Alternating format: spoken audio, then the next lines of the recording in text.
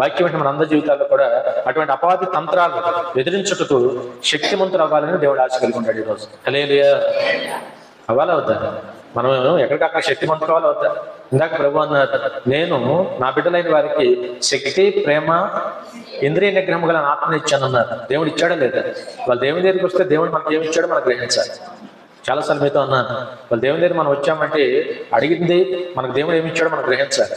అందుకని 7:7 ఉంది కదా, అడుగుడి మీకు, వెతుకుడి మీకు, తట్టుడి మీరు, అడుగు ప్రతివాడు పొందుకుంటాడని అవకాశం. మనకి ఏమి ఇచ్చారో దేవుడు గ్రహించాలి.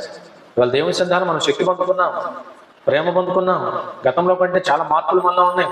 వాళ్ళు తొందరపడి ఎవరిని మాట్లాడడానికో లేకపోతే విమర్శ ఏమి చాలా విషయాల్లో మార్పు ఈ రోజున మనకే తెలవాలి. దేవుళ్ళలోకి నేను వచ్చిన తర్వాత, వాక్యం నేను వింటున్న తర్వాత నాలో కలిగిన ప్రేమ, నాలో కలిగిన మార్పు, నాలో కలిగిన శక్తి, నాలో కలిగిన నిబ్బరం, నాలో కలిగిన ధైర్యం, నాలో కలిగిన వాక్యం మీద ఆధారపడటం, దేవుని మీద ఆధారపడటం అనేది మనకే మొదట అవగాహన